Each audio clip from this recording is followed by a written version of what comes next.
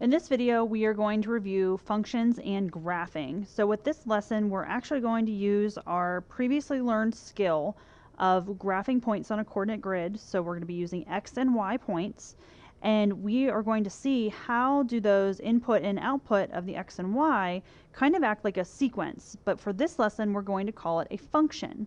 So a linear equation is an equation that represents a straight line.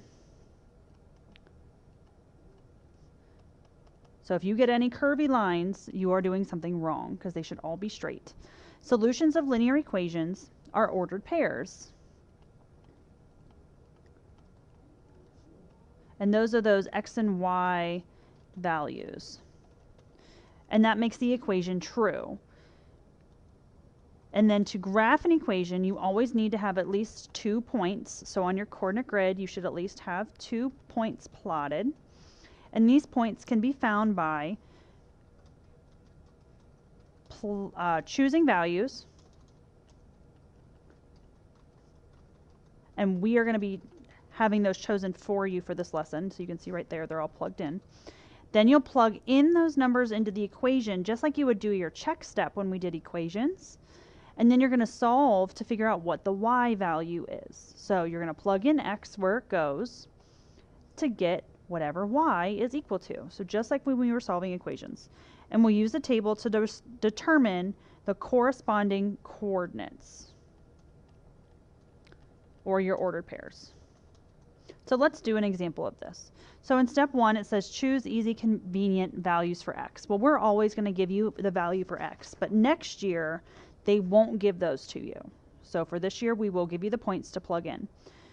So always 0 is usually a good number. So if we plug that in to where X is, it's going to be 0 plus 8. Well, what is 0 plus 8?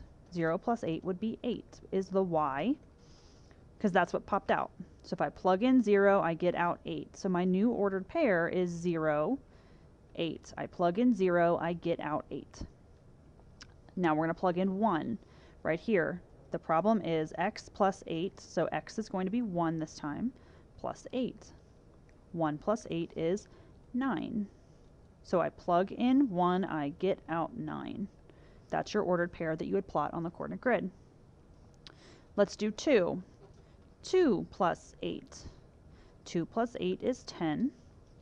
Plug in 2, get out 10. My ordered pair is 210. And then the number 3, plug in 3. 3 plus 8. 3 plus 8 is 11. Plug in 3, get out 11. My point is 311. Okay, so if we come down to the bottom down here, we're actually going to plot these points. So we are going to take these and we're going to come down here and we're going to plot them. So we're going to plot 0, 8. And 0, 8 is going to be on the y-axis. So there's the first point. And then we have 1, 9. And then we have 2, 10. And we have 3, 11. Now this is just the first quadrant, and that's all we're going to be doing for your 6th grade is just plotting in the first quadrant. Now after you have all of those points put on there, you're going to get a ruler or some sort of straight edge, whether it be a piece of paper, your binder, something that is straight, and you're going to draw a nice pretty straight line. Now obviously I do not have a ruler, so I'm going to do my best, go through all the points, and if you don't have a straight line, you did something wrong. And your arrow goes on forever, so make sure you put on arrowheads, and the points of your arrow should go off the graph to show that they go on for forever. So that's what we will be looking for when you do an assessment. So let's do another one together. So this time we have new values to plug in, 2, 4, 6, and 8. And our new problem is this, 2x minus 3. Now make sure that you're careful, because right here when this 2 and this x are stuck together, that really means multiply. So what I recommend you write out when you do this one, put in a parentheses where your value should go, and then just come back over and plug in your parentheses. So I can actually copy this the whole way down for all of these. And you could have done this for the other one if you would have wanted to too. And then you are going to plug in your new values.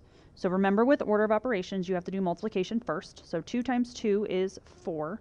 4 minus 3 would give you 1. So I plugged in 2, I got out 1. Next one, I plug in 4. 2 times 4 is 8. 8 minus 3 is 5. So I plugged in 4 and I got out 5. Plug in 6. 2 times 6 is 12. 12 minus 3 is 9. So I plugged in 6, got out 9. And the last one, I plug in 8. 2 times 8 is 16. 16 minus 3 is 13. So I plugged in 8 and I got out 13. Now you're going to bring those down here and you're going to plot them. So start with your first point, 2, 1. Your second point was 4, 5. Please remember, you walk and fly, X and Y.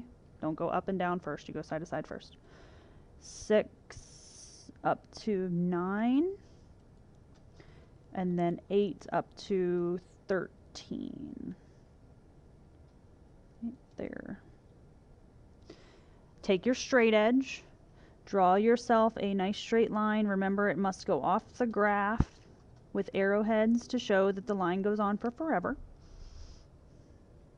And remember, if you do not have a straight line, you've made some sort of mistake. So if you have a point like way over here somewhere, you know you made a mistake because it's not on the line. All points should be on the line. So I want you to pause, and I want you to do the U try on your own. Make sure you plot it on the coordinate grid.